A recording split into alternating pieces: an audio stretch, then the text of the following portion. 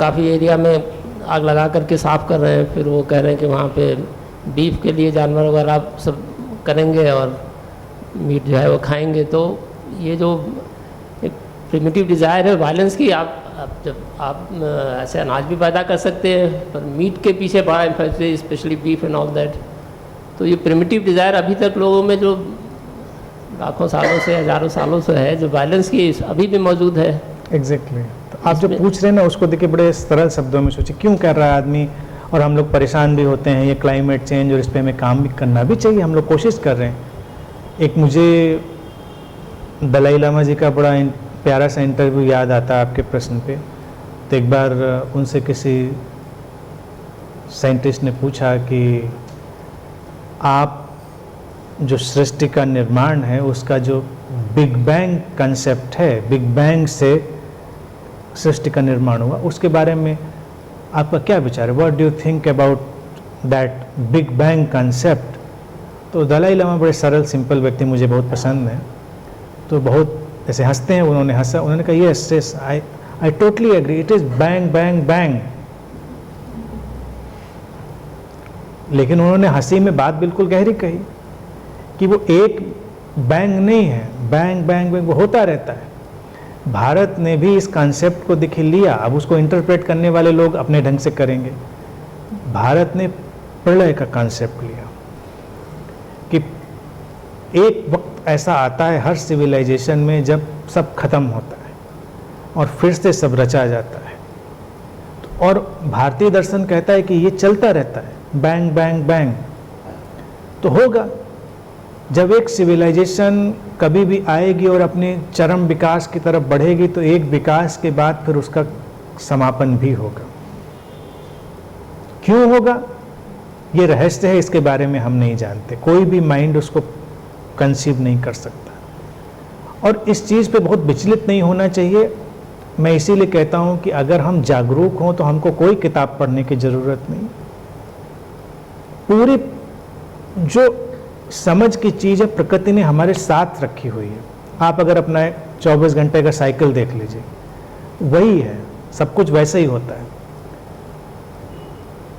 सुबह हम सोकर उठते हैं, बॉडी थोड़ी एक्टिव होती है, फिर और एक्टिव होती है, फिर हम आगे बढ़ते हैं, हमारा माइंड और ज़्यादा ओपन और एक्टिव होता है, हम और क्रिएटिव होते हैं, प्रोडक्टिव होते हैं, तमाम चीज़ें करते हैं। शाम आते आते हम थकने लगते हैं, हमारी प्रोडक्टिविटी क्रिएटिविटी लो होती है, फिर हमारे और थकान आती, नींद पकड़ती, हम सो जाते हैं, सब खत्म हो जाता है। जो अभी पर्सन एक्टिव था, क्रिएटिव था, वो फिनिश्ड हो गया, पूरी तरह ख़त्म हो गया। नींद में वही तो है। फिर नींद के जगत से फिर जागरण आएगा, फिर वो आगे बढ़ेगी, फिर सारा विस्तार फैलेगा, फिर नींद आएगी। फिर उसको अगर हम अपनी पूरे लाइफ स्पैन पर फैलाएं तो लाइफ स्पैन में भी यही है कि बच्चा पैदा होता है, पैदा होने के बाद देखिए धीरे धीरे धीरे धीरे कितनी ग्रोथ होती है, फिर कितनी चीज़ें बढ़ती जाती हैं, और जब हम मृत्यु की तरफ बढ़ रहे होते हैं तो कितना डिके शुरू हो जाता है बॉडी में, कितनी चीज़ें खराब होने लगती हैं। क्या ज़रूरत है उन ऑर्गन्स को धीरे धीरे डिके होने की, होती हैं, लेकिन नेचर का ये साइकिल है। और फिर एक दिन हमारी बॉडी जो है फंक्शनल नहीं रह जाती और हम संसार से विदा लेते हैं, साइकिल पूरा हुआ। फिर किसी रूप में, किसी फॉर्म में नया साइकिल शुरू होगा, व्यक्ति का नहीं, जीवन का।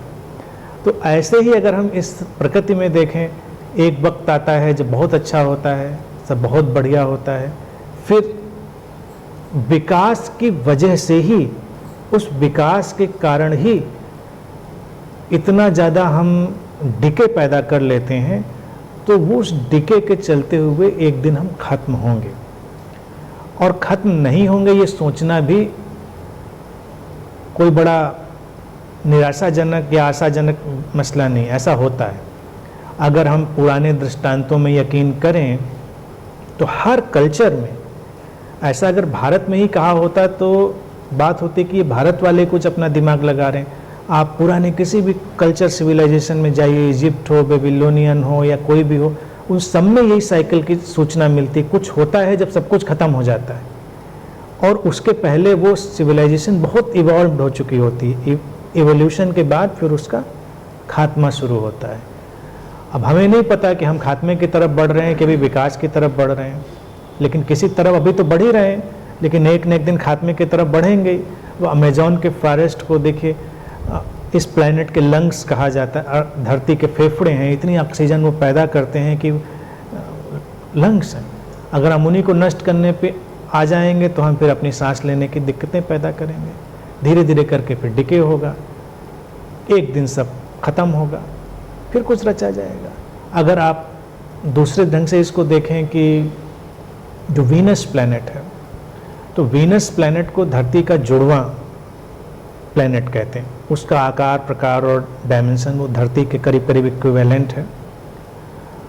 और जो वैज्ञानिक रिसर्चर्स हैं वो बताती हैं कि शुरुआती दौर में वीनस का जो क्लाइमेट था वो धरती के जैसा ही था, बहुत शुरुआती, जो करोड़ों साल पहले वो लेकर जाते हैं।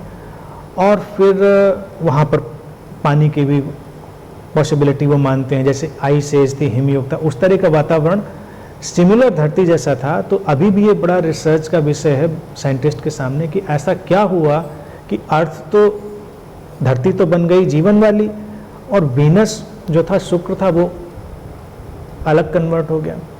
तो कहते हैं कि फिर अचानक कुछ ऐसा वहाँ पर परिवर्तन आया उस शुक्र ग्रह में, जो अभी लेटेस्ट रिसर्च में पढ़ रहा था, कि वहाँ पर कई वॉल्केनो फूटे और कई इरप्शन ऐसे हुए, तो जो हिडन गैसेस थी और सारा वातावरण को खराब करने वाला माहौल था वो शुरू हो गया।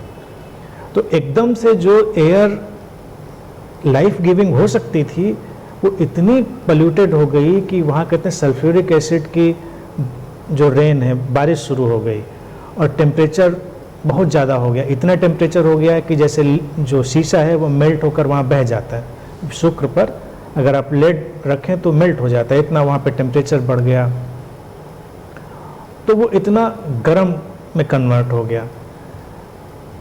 एक दिन आया चेंज, प्लैनेट उसमें कन्वर्ट हो गया। तो एक दिन अचानक हमारी धरती पर भी कोई बदलाव आए और अच्छी भली धरती हमारी किसी दिन ऐसे प्लैनेट में कन्वर्ट हो जाए, तो इसमें कोई आश्चर्य नहीं करना चाहिए। हो सकता है कि जीवन को अगर आगे जाना होगा तो कहीं और जाएगा। फिलहाल हम लोगों को चिंता करने की ज़रूरत है नहीं, क्योंकि अभी हम लोग के आने वाली अभी पता नहीं कितनी पीढ़ियां निपट जाएंगी, तब जाके ये कंडीशन आएगी। लेकिन फिर भी अपनी कोशिश करते रहना चाहिए। इंसान है धरती पर, तो इस बात से वो केयरलेस तो नहीं हो सकता। वो जितनी अच्छी से अच्छी कोशिशें करता रहे। लेकिन फिर भी मैं कह रहा हूँ कि सारी अच्छी कोशिशों के बावजूद भी एक दिन वो कुछ ऐसा कर बैठेगा जिससे कुछ तबाही। अभी अगर हम एटॉमिक कुछ की सारी बात ले लें, तो हमने इंतज़ाम तो इतना कर रखा है कि किसी दिन अगर हमने उसी पे उंगली रख दी तो भी तो हम ख़त्म ही होंगे। उसके बाद फिर कहानियाँ रह जाएंगी किसी और प्लैनेट पर। जब बच्चे पैदा होंगे धीरे धीरे करोड़ों साल बाद, तो वो वहाँ के जो साइंटिस्ट रिसर्च करेंगे कि एक अर्थ प्लैनेट हुआ करता था, कभी वहाँ पर भी ऐसी सिचुएशंस थी जब वहाँ जीवन हुआ करता था। फिर अचानक वहाँ के लोगों ने कुछ ऐसा किया, सारा क्लाइमेट चेंज हो गया, फिर एसिड की बारिश होने लगी, रेडिएशन इतना हो गया। तो वहाँ के बच्चे पढ़ेंगे, अभी हम लोग पढ़ रहे हैं।